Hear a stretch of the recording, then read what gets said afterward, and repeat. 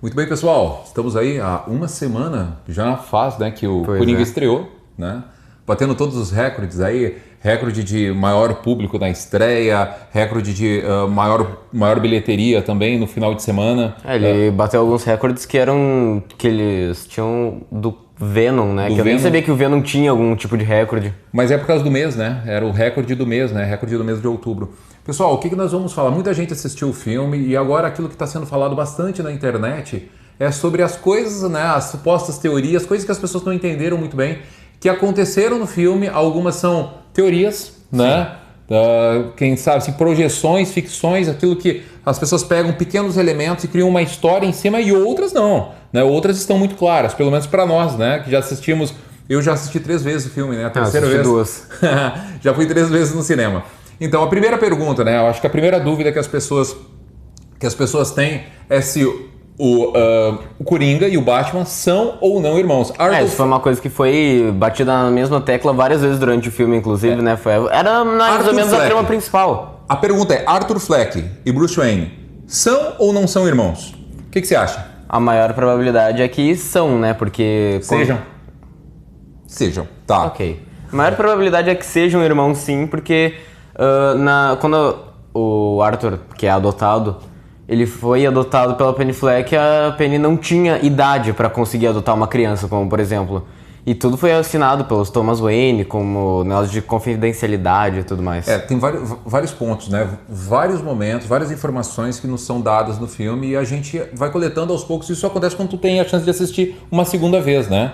Que daí tu vai gravando esses detalhes. Primeiro, em um determinado momento, né, quando a Penny começa a falar sobre enviar uma carta para Thomas Wayne, ela está justificando isso para o Arthur. E em um determinado momento ela fala que não pode explicar mais detalhes, que ela não pode dar mais detalhes, né? Vamos entender que se realmente ela quisesse alguma coisa, contar para o Arthur que ele era filho do magnata da cidade, faria todo sentido, né? Faria todo sentido. E ela estava escondendo isso, escondendo esse segredo, tanto que ele foi descobrir isso através da carta. E a carta é um outro elemento chave que nos conta, que nos dá algumas informações. Na versão dublada, a carta está em português. Sim. Né? Pois é, uma coisa muito boa do filme, né? Que eles pegaram tudo que estava escrito e deixaram tudo para português. Nem todo mundo gostou. Teve gente que não gostou, né? Mas assim, ó, o que acontece? A carta, ela passa muito rapidamente, né? Então a gente acaba lendo só as partes que estão com letras maiores, né? Sim, em negrito, garrafais, é isso aí. Mas em um determinado momento, na parte do topo da carta, está falando, a Penny fala para o Thomas Wayne que ele não tinha o porquê se preocupar com a exposição, que ele teria orgulho do filho pela criação que ele deu a ela. Então, para uma pessoa que estava delirando, ela estava muito racional, escrevendo dessa forma, muito lúcida, escrevendo desse jeito, escrevendo dessa forma. Então, ali nós temos um segundo elemento de ligação que fortalecem a teoria de que, de fato, Bruce Wayne e Arthur Fleck sejam irmãos. Inclusive, quando o Arthur vai pra casa do Bruce Wayne, o Arthur só fala, sou filho da Penny, e daí o Alfred lá, que tá junto com o Bruce, ele já sabe. Pouca gente sabe que é o Alfred também, pois né? É o Alfred ali, né? Aquela parte ali que estão na mansão Wayne. Que lá é o Alfred. Que o Arthur chega e faz mágicas ali pro Bruce Wayne, né? Pro Batman da criança, né? É o Alfred que tá ali, né? E quando ele fala que ele é filho da Penny, o Alfred já sabe sobre o que ele vai falar. Sim. Então vamos imaginar que se aquilo fosse um delírio, se não fosse uma armação, se não tivesse havido todo um envolvimento, uma preocupação em abafar aquele caso, o braço direito de Thomas Wayne, que era o Alfred, não teria o porquê ter essa história ainda tão viva. E foi ele falar que o nome dele era Arthur, o Alfred já pegou, e daí ele já falou, eu sei tudo. Em um determinado momento ali ele fala, eu sei já tudo, a minha mãe me contou tudo. Não tem nada entre a sua mãe, não houve nada entre a sua mãe e o Thomas Wayne. Isto é, ele já sabia da história antes da história ser contada para ele. Sim. Né? O que, mais uma vez, demonstra ali o fator armação, né? Aquilo que pode vir a ter sido montado. Né? Aí tem um detalhe importante. No momento que a pasta, né? a pasta o prontuário médico é folheado pelo Arthur lá quando ele rouba a pasta no Asilo Arkham, está ali que ela foi diagnosticada com psicose aos 15 anos. Isso inviabilizaria a adoção.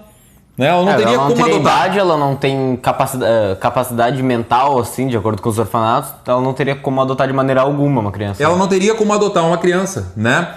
Depois, mais à frente, o Arthur ainda pega uma foto dela, né? com no verso escrito que o Thomas Wayne escreveu, né? Que achava lindo o sorriso adoro dela. seu sorriso. Adoro seu TW. sorriso. É, TW. Pessoal, são muitos elementos, né, que corroboram, né, que fazem com que a teoria de que sejam de fato irmãos seja ela mais evidente, né? O filme nos conta isso, tá? Então, acreditar que não seja com base única e tão somente nos delírios alucinantes, narcisistas, né, que foram os aspectos que motivaram, né, a internação dela, tu tem que fazer uma força muito maior do que simplesmente pegar as pecinhas que são te dadas, que são te entregues pelo filme e montar o quebra-cabeça, né? Um detalhe importante também, que no filme é falado, né, no cartãozinho do Arthur está dizendo que aquele transtorno dele rir, né, de maneira desassociada aos sentimentos que ele está ali naquele momento, é causado por um trauma, né, um trauma neurológico. E em um determinado momento do filme é contado que ele foi encontrado amarrado num radiador com um trauma severo na cabeça, o que nos faz acreditar que aquela condição que ele vive é uma condição que lhe foi induzida, ele não nasceu daquela maneira. Foi uma condição que foi induzida, que foi causada em um determinado momento por um agente externo, que isso não foi mostrado exatamente, nós não temos como supor isso. Tudo que nós sabemos é que esse negócio dele ter sido encontrado amarrado seria de alguns namorados da Penny que acabavam maltratando ele, não era propriamente a Penny, eram os namorados dela. Um aspecto interessante de se falar também era o que parece é que Thomas Wayne e a polícia, a cidade inteira, na verdade, a cúpula da cidade, a burguesia da cidade, por assim dizer, elas têm o Thomas Wayne como referência. Entre o Arthur chegar ao portão da mansão Wayne e a mãe dele passar mal, foi a questão dele sair dali e chegar em casa. Sim. E o que demonstra, o que nos conta também é que foi um fato que foi também causado, né? Causado pelos policiais, porque não sei se tu lembra ali. Sim, eles começaram a ter um conflito de história, tipo assim, exatamente. Os policiais falaram para o Arthur não foi que o médico falou pro Arthur. Os policiais falaram para ele assim, ela pegou, a gente fez algumas perguntas, ela ficou histérica, ela hiperventilou, caiu e bateu a cabeça e ele falou assim, não, mas pare, o médico falou que ela teve um infarto.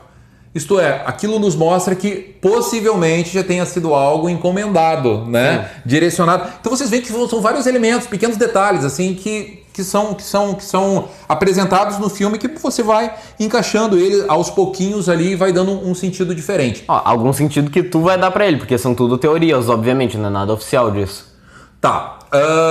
Bom, então partimos do princípio, acreditamos sim, são irmãos, sim. Tá? Agora umas outras questões um pouco mais rápidas de serem respondidas. Por que ele matou o palhaço, o Randolph, né? E não matou o gigante? Randall, e não matou o Giant ali, o gigante ali. Basicamente porque ele foi meio que dedurado de uma forma injusta no início do filme. Não sei se vocês lembram que, tipo assim, pra quem assistiu no caso, que o Randall dá uma arma pra ele. Cara, o pessoal chegou até esse ponto do vídeo, porque realmente. Eles assistiram, eles já teriam abandonado, né? Não, mas realmente, ele deu uma arma para o Coringa e depois disse, tu vai me pagando. E depois o Coringa fica sabendo pelo chefe dele que o Randall disse que ele tentou comprar uma arma do cara. Que foi o que endossou a demissão dele, inclusive, sim. Né? Então, esse é o motivo, né, que ele mata o Randolph e deixa o gigante ir embora, né, de uma maneira cômica. A parte mais engraçada do filme, né, quando ele não alcança a porta ali para abrir, eu acho que é a parte mais engraçada do filme. O que mais, pessoal? A idade do Coringa foi uma outra incógnita, né? Nós supomos que ele tem ali em torno de 40 anos, tá? Considerando que a mãe dele foi internada e o prontuário dela era de 30 anos, que nas fotos do prontuário tinha um menininho de mais ou menos entre 8 e 10 anos, acreditamos que o Coringa no filme tinha cerca de 40 anos, né? Sim. 40 anos mais ou menos. A mãe dele, quando foi entrevistada, quando ela estava sendo analisada, quando ela estava sendo... como é que fala? Quando tu está sendo... Tá tendo um depoimento, né? Ela estava prestando depoimento ali, um determinado, mas era uma análise, porque eu acho que era um psiquiatra que estava ali. Era no Asilo Arkham.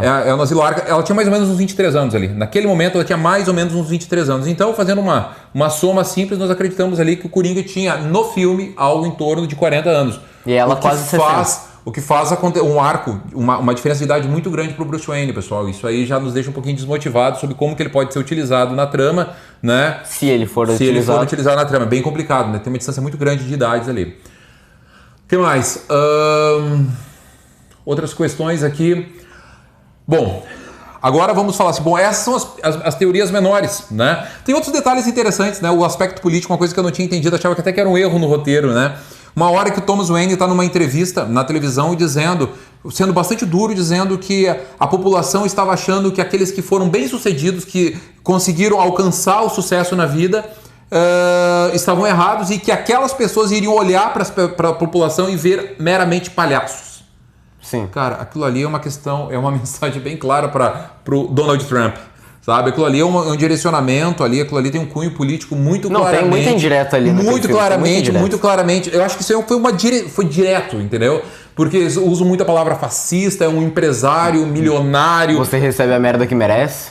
Tudo ali a ver, ali estão vilanizando o Thomas Wayne, dando uma cara, estão trumpinizando, né? Dando uma cara de Donald Trump, né? Para ali o Thomas Wayne, que é o grande vilão aí deste filme. O que mais, pessoal? Assim, ó. Existe uma outra... Essa é a teoria de vários elementos, né? Elementos menores ali que a gente está aqui abordando item a item. Mas existe uma outra possibilidade. Existe a possibilidade do filme nunca ter existido.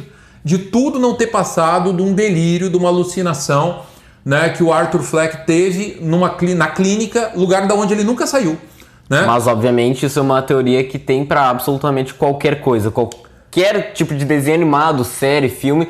Tem a teoria de que tudo nunca passou de um coma, um sonho, alguma coisa do tipo. Isso aí seria um clichê, assim, ó, muito batido, sim. Sabe? Seria muito complicado. Então eu prefiro admitir que o filme existiu. Mas, assim, é a teoria, inclusive, do canal Ei Nerd, né? O Ei Nerd lá, o Peter, ele falou... A teoria dele é essa, tá? Sim. Mas tem alguns pontos que ele não falou, que ele não comentou, assim, ó. No início do filme aparece novamente a assistente social conversando com o Arthur Fleck e faz com que ele lembre o tempo em que ele teve internado, que ele teve no sanatório. E o engraçado é que, preste muita atenção, nesta cena, o relógio que aparece atrás dele está com o mesmo horário do horário dele se lembrando do flashback, né, do momento em que ele estava no sanatório. Né? E marca, se eu não me engano, 11h10, né? O relógio tá, né? O relógio ponteiro nessa posição, né? 11h10, né? Fazendo tipo um sorriso, né? Exatamente esse mesmo horário está quando ele para e pensa, ele no sanatório, né, batendo na porta, tá na parede, o relógio no mesmo horário que está na sala dela. Né? Isso demonstra uma conexão, nada nesse tipo de filme é por acaso, isso é importante. Né? Essas coisas, esses detalhes aí, eles têm que ser considerados. Detalhe, a parede do sanatório é exatamente a mesma parede dele no final do filme, que aparece no final do filme, quando ele já tá preso, quando ali já matou... É o mesmo sanatório. Já matou o Murray, mas não é o Asilo Arkham, porque as paredes do Asilo Arkham são amarelo. Todas as paredes do Asilo Arkham são amarelas. Tanto é que quando ele entra no Asilo Arkham são amarelas, quando ele está na sala do prontuário são amarelas, quando ele está descendo os lances de escada, as paredes do Arkham são amarelas. Já na clínica onde ele aparece, as paredes são brancas. As paredes, tanto na clínica, no sanatório, quanto no final. E no final, tanto na sala onde ele está sendo ali, conversando ali com a psiquiatra, quanto quando ele está saindo pelo corredor com as marcas ali de sangue, as paredes também são brancas. Diferente das paredes do Arkham. Não sei, eu não gosto muito dessas teorias. Essa teoria também é interessante. Acabar com a história do outro filme. aspecto interessante nessa teoria é assim, ó, todas as máscaras, elas têm a cara, sim, a mesma maquiagem do Coringa. Muito antes do Coringa, as máscaras já existem. As máscaras, sim. As máscaras já existem, né? Isto é, não existe nenhum outro palhaço que não tenha aquele mesmo estilo de maquiagem, né? E mesmo que eles não conheciam o Coringa, eles não sabiam qual é que era a cara do Coringa. Eles sabiam uma característica ou outra por causa de alguns testemunhos de algumas pessoas que viram ali sangue correndo, tudo mais. Vamos partir do princípio que aquela moça que estava no trem, dificilmente ela testemunharia, porque aquilo que o filme fala é que existe uma divisão de classe, e ela estaria na classe que não seria a mesma classe do Thomas Wayne.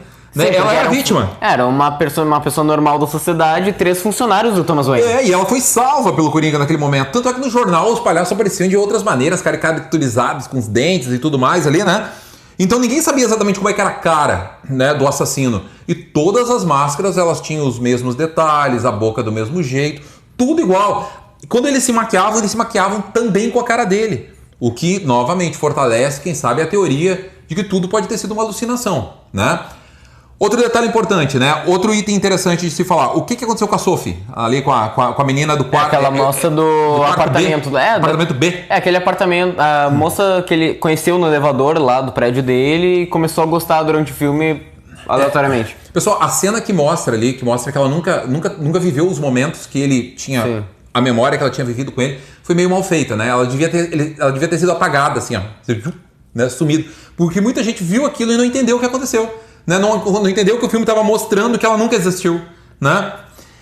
Quando ele entrou no apartamento e que ela conversou com ele, que ele se deu por conta que aquilo era uma alucinação. E acredito eu, daí é uma questão de minha teoria, de que ele, para apagar aquela memória, né, daquele sentimento que ele tinha de uma pessoa que nunca existiu de fato na vida dele, ele matou ela. E como é que a gente sabe que ele matou ela? Porque ele entra no apartamento dele rindo. Sim. Lembrando, sempre quando ele estava rindo... ele tem risos quando ele não tem aquele sentimento de quando ele está nervoso. Quando ele está nervoso, triste, etc. O riso era quando ele fica triste, nervoso ou com medo. Enquanto ele ri, ele tá rindo alto, começa a xingar ele da porta do prédio, do apartamento dele. Exatamente. Começa a ter uma ambulância chegando, dá pra ver isso pelas cores que chegam na janela. Exatamente, a sirene que chega na janela, o tom da sirene é um sirene de ambulância. Sim. Não é o tom da sirene da polícia. Né? O que demonstra que, obviamente, ele matou ela, né? E depois ela já não aparece mais no filme, né? Nem ela nem a criança já não aparecem mais no filme.